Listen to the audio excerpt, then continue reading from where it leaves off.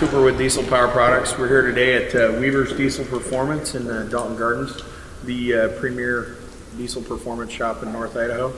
Getting the upgraded BD Tranny put in the F-bomb truck. I got Johnny K here from BD Diesel Performance here. He is the face of this transmission. Just wanted to take a moment to introduce our installer. He is more than certified as a technician for Dodge diesel trucks. He is James Weaver with Weaver's Diesel Performance, owner, and as you can see, he gets a little bit dirty. He gets down with it. Thank you for being a part of this. Absolutely, my pleasure.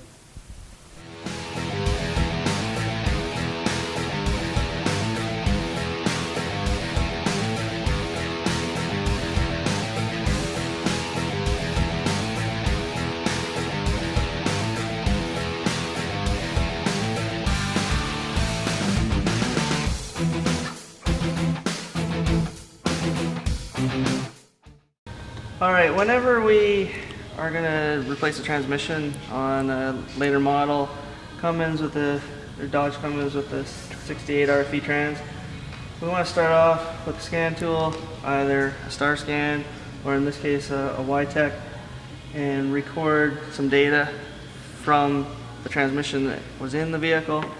And then once we install the new one, we're going to do a quick learn, and then we'll record the CVIs again, clutch fluid volume index. And then we'll do some driving to train the transmission. We're going to record that once again. This is going to prove to BD or whoever you buy your transmission from that the installation was done correctly, the learning procedure was done correctly. Now, Sorry.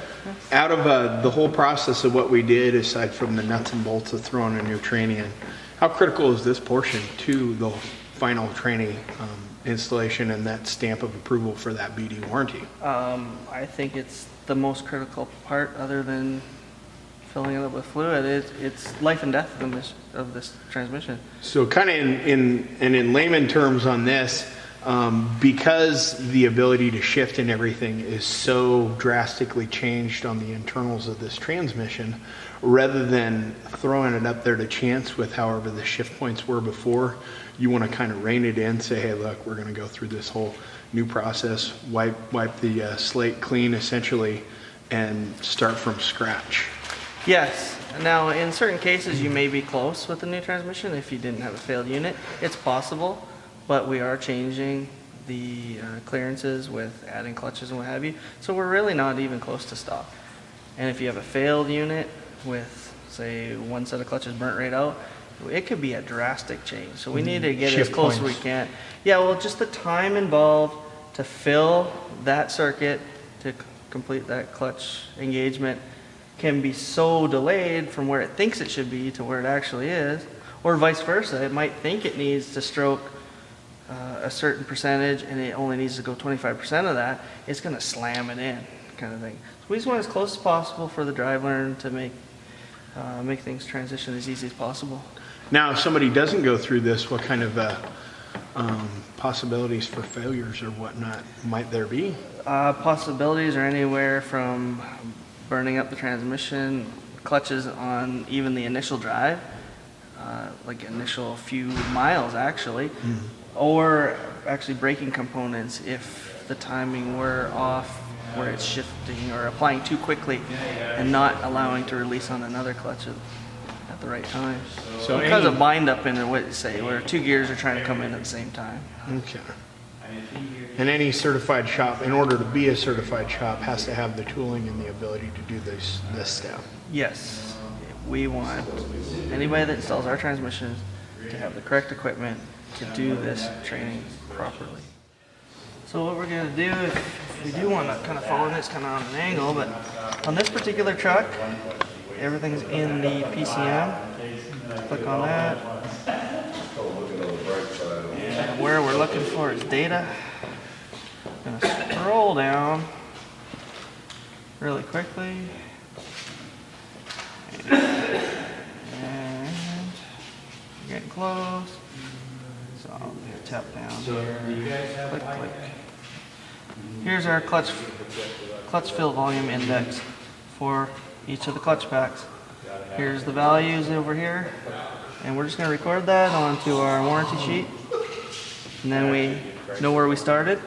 Right here, we're just going to watch the gauge at idle to show that idle pressure. Then we're going to go out, get locked up in overdrive, step on the throttle hard, and see what the max pressure is. So once the new transmission, BD transmission, is installed, we can compare the two numbers. I can show you that it's going to be exactly the same for stock pressures, but when you go for the full throttle, we're going to see an increase up to about 250 psi. So our base pressure is going to be 70. Yep. Right there on this gauge. Mm-hmm. Which is good, which you can also see in park. Ramps up when you press the brake.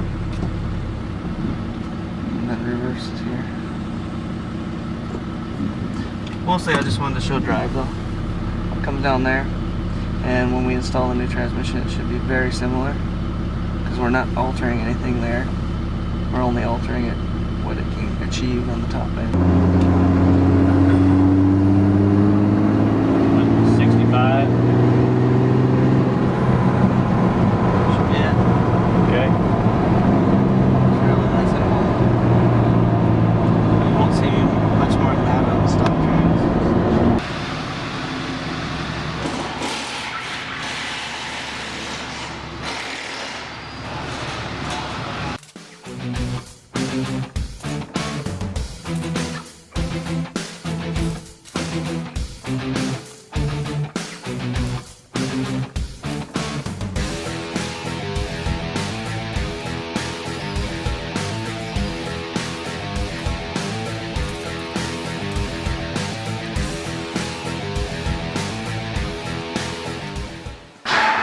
So in order to get these cooler lines off, we're just going to gently pry back on this plastic retainer. Slide it down the line just a little bit. And then we're going to just take a scribe and gently pull out on this clip right here. And don't lose the clip, because they like to pop off. And gently pull this out. Okay. And then the line will come out of the fitting.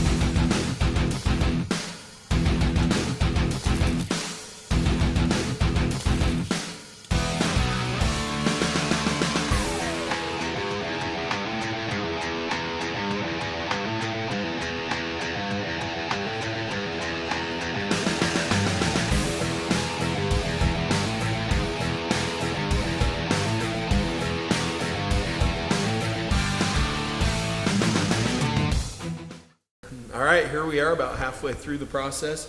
As you can see, we got the stock transmission out on this bad boy. Now, in order for a shop to be a certified BD transmission installer, there's certain tools that he needs to have. One of those is a hot flush unit that you can see right here behind me.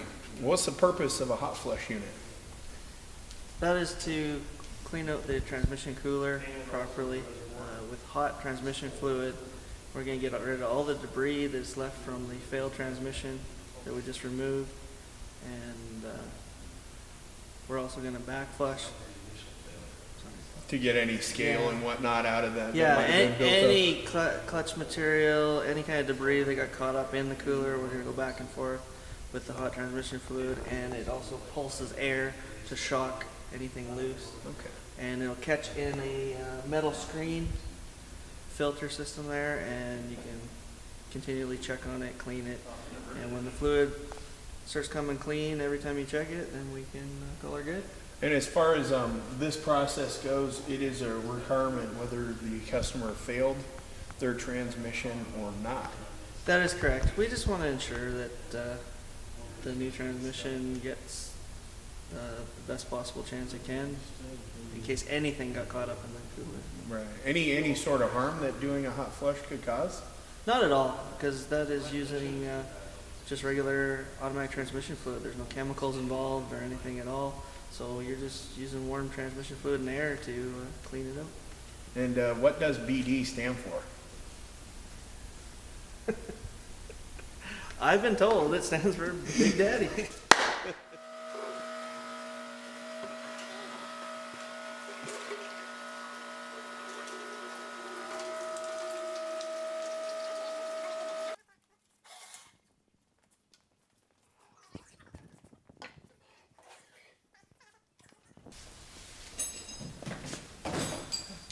Yeah! Woo!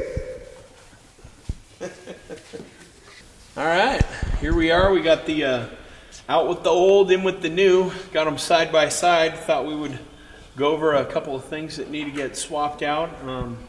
Maybe go over some of the internal differences. It's kind of hard to tell from the outside what's going on. I mean, with the exception of the really nice paint job and official BD logo that the new one gets. What's going on here? What are some of the things that we're going to end up reusing from the old training to the new? Basically all the original sensors on the driver's side here. We have an input speed and output speed sensor, as well as the shift linkage lever. We're going to swap over. Then on the opposite side of the transmission, if you have you're going to thread in your transmission line adapters there, cooler line adapters. If you have this bracket up on your transmission, you'll want to switch this over as well. And then you have your line pressure sensor, which is down here. That's the one we connect our Adapter to? Yeah, adapter tool in for the pressure gauge and what have you. And we'll be checking that again after we put the new one in. Definitely, we'll be recording that. And then on the top, there's also a vent that will go on here. We haven't quite swapped over yet, just a breather vent. Now, what are some of the differences internally on this as opposed to the stock transmission that make it so much better? Basically, we upgrade a few of the clutch packs, add extra clutches to overdrive and 4C, 2C.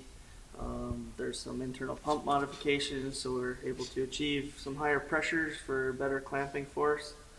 And then some upgrades to the valve body, some heavier accumulator springs, and also a custom separator plate that directs fluid throughout the valve body. And early on, jumping into this, obviously you guys have done a lot of testing on these trainings. What kind of failures were you seeing?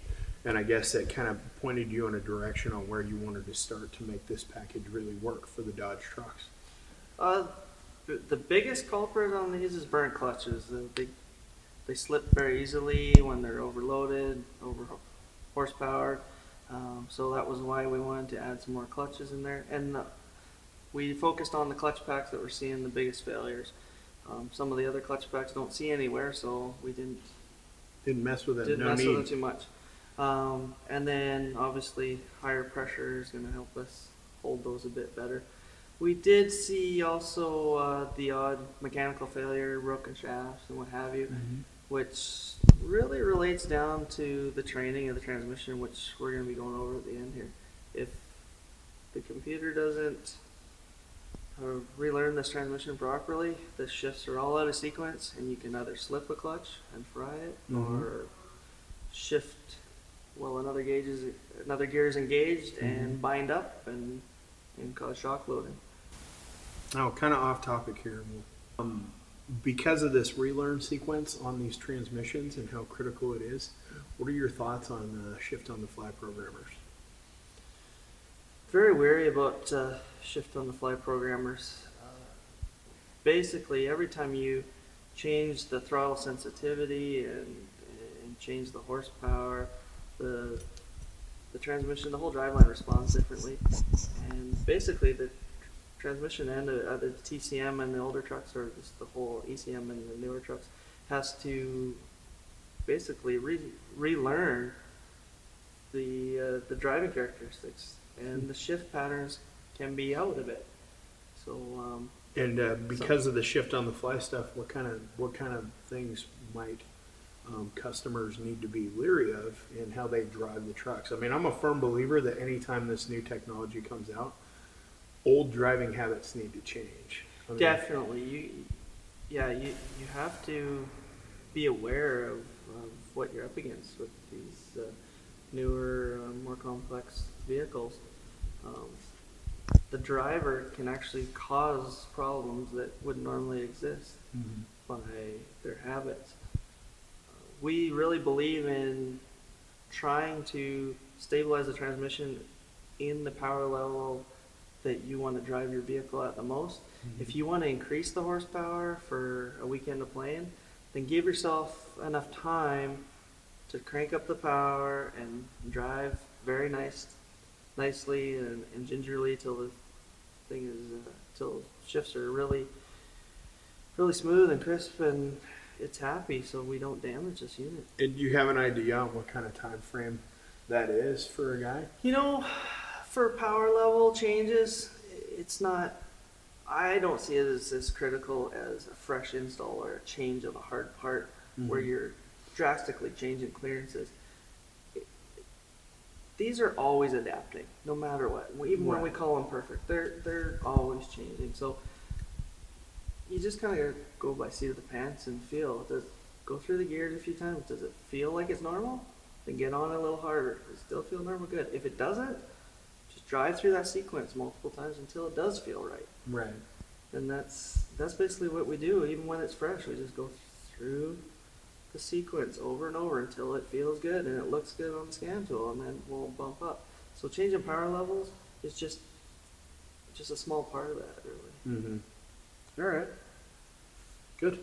Now on to the fluid coupling portion of this install. As you know, any tranny that you get here for a Dodge truck is only going to be as good as whatever fluid coupler setup that it has. As you see here, we've got BD's beefed out, heavy duty billet torque converter here. Kind of a nice, heavy, sturdy unit. I mean, visibly you can see the differences just in the bolting surface in comparison to a stock torque converter. Now, what we can't see on the internal stuff, why don't you shed a little light on that for us? What were some of the changes? What were you looking for with this when you guys decided to put together a 68 torque converter? I think the biggest goals were lowering the stall speed so we can utilize the massive torque these Cummins engines have, and increase holding capacity with the lockup clutch. So this is a multi-disc unit. There's basically a three clutch multi-pack lockup in it. The stator's furnace braze, we're using Torrington bearings like in other converters, and our own low stall stator that we made. Now, what you mentioned the low stall to get it back into that peak curve for the torque curve for the Cummins. About how much drop is it? We're roughly 300 RPM lower Okay. than the OE. So you really get into that power curve early. Yeah. Okay. Yeah, definitely. Should notice a definite increase in response in the low end, especially as you get on the power and you're developing a lot of torque. The vehicle will pull away from the line a lot nicer. Okay. And so for towing, this would be an ideal setup. And as far as the triple disc goes, is there any need for more than the triple disc, or? Don't believe so. And we don't ever have a problem with our triple disc holding capacity. No, I don't have a horsepower rating on it or torque rating, but they have a huge holding capacity. Okay. What is your favorite development aspect of the torque converter as opposed to the stock torque converter? For this particular transmission, actually the low stall speed is my favorite part of it. Yeah. That's seat of the pants is what I feel right away when I put one of these in. especially when you have a programmer or something on this. Right. You can get going in a hurry. You So can this have is some fun. This isn't going to be one of those upgrades we put in and you're like, I think I feel something. It's going to be noticeably You're going to different. know the difference between this converter and that converter, whether it comes to lockup or the stall speed. It's a very, it's a more aggressive lockup as well. You know what's holding. What? Ready? Oh, yeah. Okay, here we go.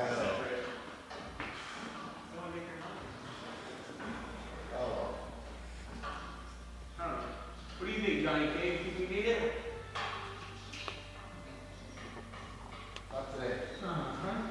So simple, a 4-year-old can do it.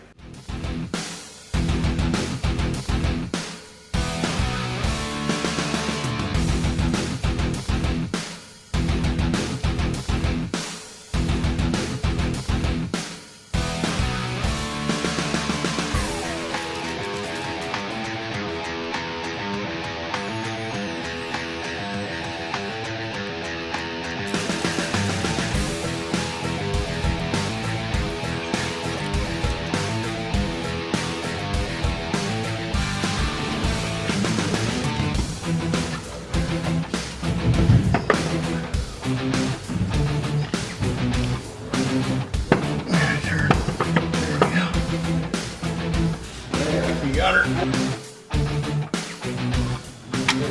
General rule around here that if you can't find it, I was using it.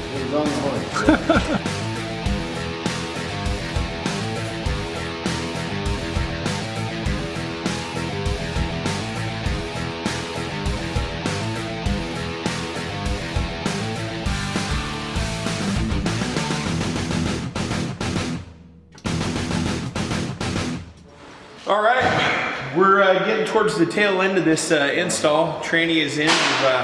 We've seen kind of a quick recap. We did a initial drive, got the initial drive pressures for the tranny, came in, drained the fluid, pulled that tranny, did a hot flush on the cooler in order to get any failed components from the previous tranny out or any scale that may have built up in that cooler, as well as hit it with some pulses of air to help break that apart. We've got the new tranny installed with the triple disc torque converter from BD, filled with fluid ahead of time.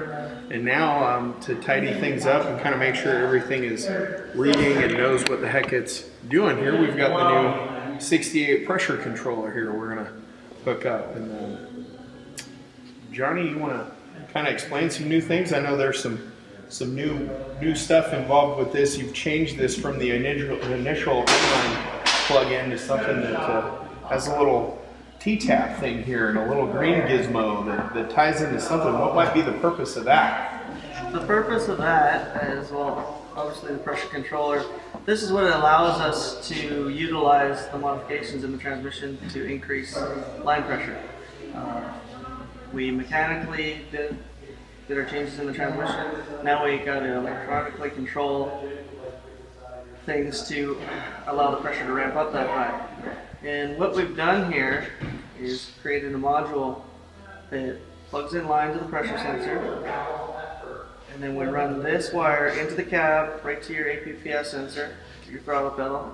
And what this allows us to do is maintain stock pressures at light driving conditions, light throttle operation, and then progressively ramp up our pressure the harder you press on the throttle. So essentially our customers that get this install with this box are going to have a vehicle that has a high performance trans, but it's not punching in the shifts like people are typically used to. This is going to end up smoothing out those shift points when they're down low and really not start hitting it hard unless it sees that demand for it. That's correct. We're trying to keep the driver feel as close to stock as possible for city, just putting around, grocery shop, whatever you want to do. But when you want to get out and get on it and pull a trailer or pass somebody or go for a race. Pass that forward. Yep. Just trying to make it up the grade. Definitely pass that forward. Now we can ramp up the pressures and make this transmission survive with all the extra power we created. Now, the way I understand it, this is a stock component. It comes with that transmission whenever you purchase that training. But this is also a standalone unit that you can get in conjunction just to work with your stock transmission too, correct? Yes, that's correct. So we're shipping these with all BD transmissions, and what we have here is, I guess we call it a little pigtail. The orange connector. This will run this module in the high pressure tune, we'll call it. We are going to offer this module for stock transmissions, which cannot achieve those high pressures. So there'll be another pigtail you can plug in to run it on a secondary map that will maximize what you get out of stock transmission. Now, let's say a customer purchases one of these and puts this pigtail on it and puts it on his stock tranny. Can anything happen to that? Or because he doesn't have the correct plate for it, will he be pretty much safe? You will not damage anything initially. What you're actually going to find is you won't get full throttle upshifts, is what you'll find right away. The pressures will go out of the normal operating range, and the transmission will act almost in a safety mode. So you'll notice that you have to back right off, shift, get back on it. It won't achieve the higher gears. So that's the direct symptom of something like that. So if any of you have done this and are noticing some of these symptoms, put the other little pigtail on your gizmo. Bigger isn't always better. All right, so when we got to the point where we had the truck up in the air and we had the pressure controller to install, Johnny K had mentioned here that a couple of tips from him, having done this a few thousand times now. He likes to have the truck up higher and, well, I'll let you go ahead and take it from here, dude. This is your tech tip, your turbo tech tip. Makes it easier. I just find it easier to route the harness for the transmission starting from the top down. So we'll just come down behind the battery, find a good location around all this extra goodies we got going on in this truck. And then head over under the steering, all on steering shaft. And then down under the truck. Afterwards, we're going to look for a location roughly about here on this truck for the pressure control module to sit. Then we're going to have to route this green wire through a hole that either we have to drill or it looks like we have one on this truck inside the cab. Okay, so whenever you reconnect these electrical connectors, we always recommend you put a little dielectric grease in there, prevent moisture from getting in and corroding the contacts. So right now we're hooking up the pressure controller harness. The one end goes directly onto the sensor up here. It's probably gonna be hard to see, but pretty obvious. Click that in, and then the other end goes to the ECM wiring right there. And now we're just gonna follow the harness along with some zip ties and just secure the whole harness along under here so it doesn't get caught up in any drivetrain or get burned on the exhaust or anything like that. So this is where we connect to the APPS sensor wiring. We used the red colored posi tap here to pierce the trigger wire and then connected our green wire from our pressure control module and then secured the wire underneath the dash so it wouldn't get into the pedals or the steering column or anything like that.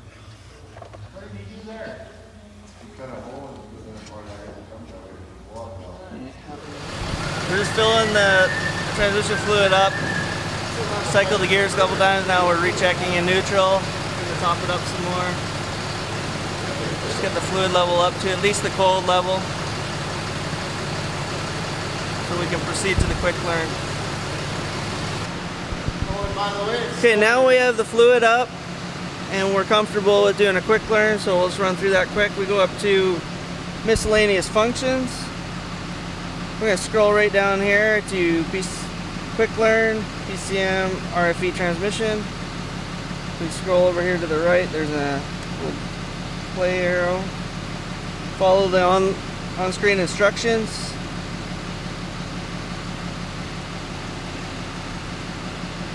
So I press that again. Just follow the instructions like I said.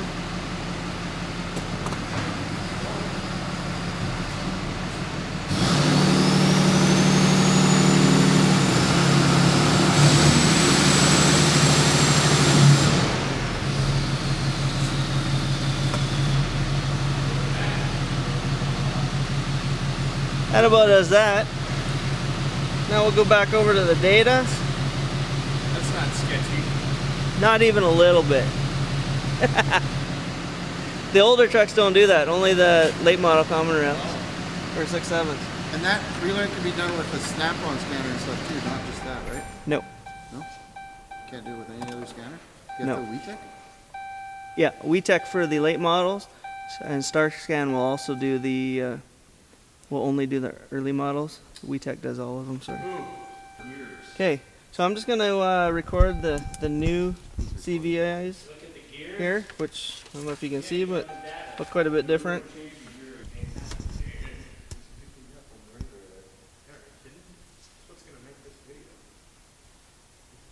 Okay. So that's our before and after.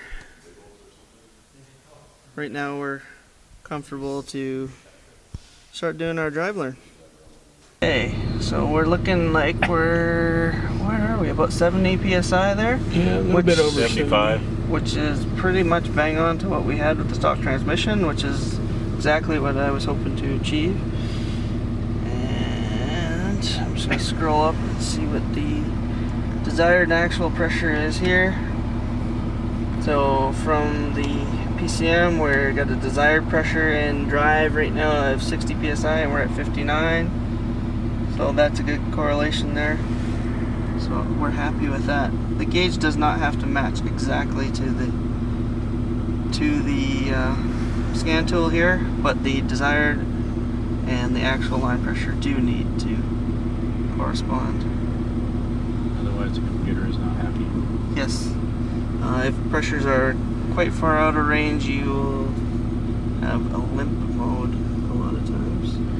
So what do you end up watching in the YTech? When we're driving, Mm-hmm. we're going to go back and look at the clutch volume index.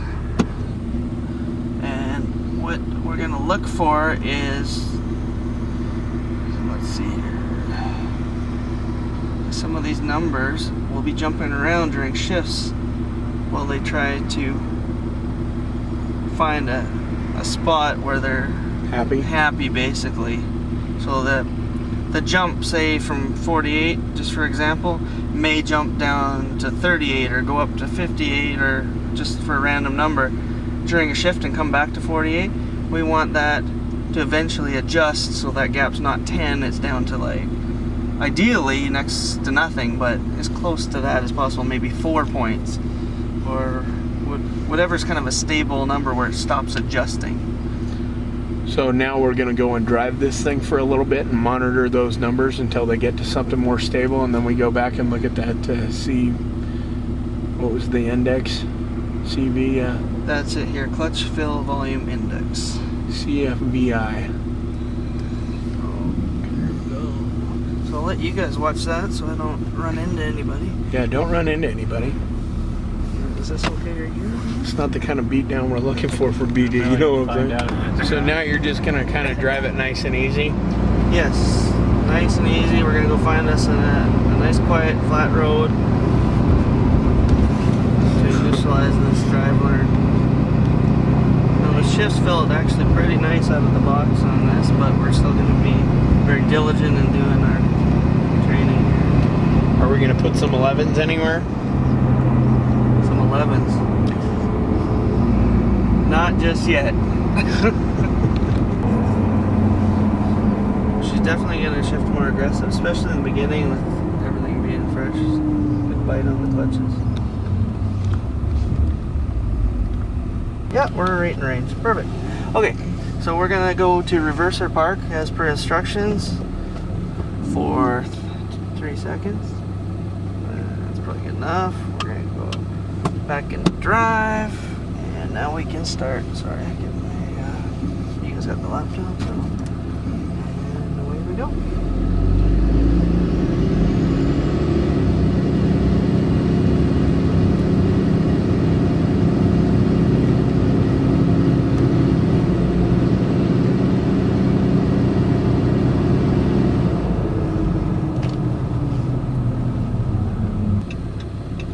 shift in 1 through 4? I started off by going 1 through 4.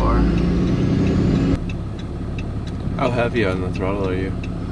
Well, technically it's 15%, but roughly, I'm only pushing it down maybe an 1/8 of an inch. I'm striving for somewhere around 1500 RPM shifts. Are you able to catch any changes there? Well, like for instance, this 42 goes to 39 and back to 42. Does it also on the downshift?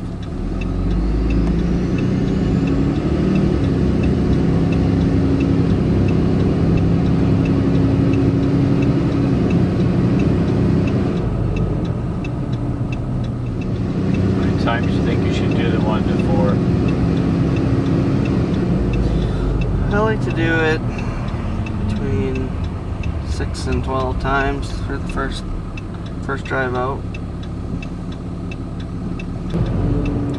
Yeah, it's starting to feel real good. It's amazing how it just kind of comes together.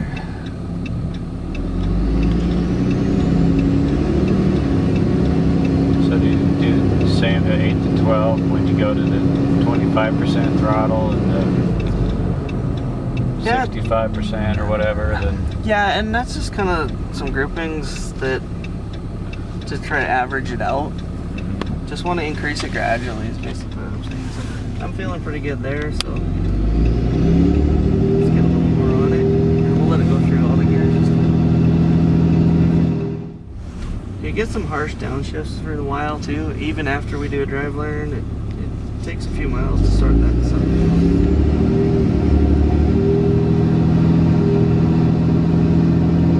So maybe no cruise and just kind of varying speeds a bit when I...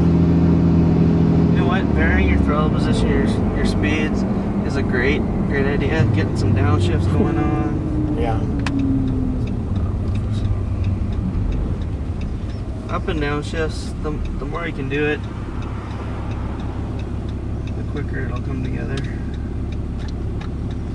Even kickdowns, like once we get it driving nice, the kickdowns will feel kind of gross, but the more you do it, the better they'll be.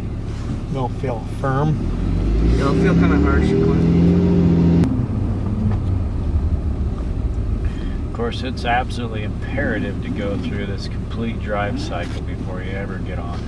You know, just I can't pass the keys off to somebody and trust that they'll finish it. Right. Absolutely.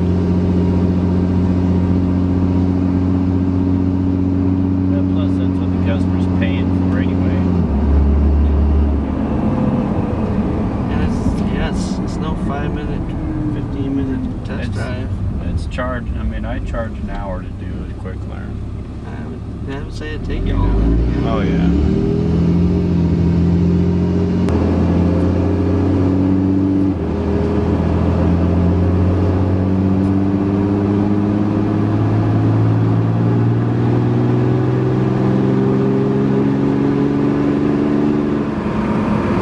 About 255, 260. That's what we're looking for. I didn't check there, but if anybody caught that. 158, 160. Yeah, that's perfectly normal. That's the module doing its job. Checking the PCM and letting us use that extra pressure we got on top. So I think we confirmed one thing there too, Johnny K. Now that the tranny is a non-issue, it's time for some fueling, huh? Yes, I agree. I think we're going to pop the scan tool off, boost this up for the drive home. Okay. All right, here we are, end of the day. Tranny install good. Went through the relearn process. It is a lot more extensive than most people would probably be aware of. The nice thing for us being in the Northwest here, we've got a resource like Weaver's Diesel Performance, which is the only certified BD transmission installer in the area. Part of the reason why Johnny K came down from BD was to kind of go through the process, check out the facility, make sure all the tools were in line. We just want to give James Weaver and Johnny Kitson a big thank you from Diesel Power Products. The F-bomb truck certainly thanks you. Shifts 100 times better. Anything you want to add? No, everything went really well, and definite huge difference in before and after between the stock tranny and the BD tranny. Very impressed with the shift quality and the operation of the converter, and pretty excited to install them. Absolutely. Well, thanks for All right. doing this. Yeah, cool. Huh? Yeah, huh?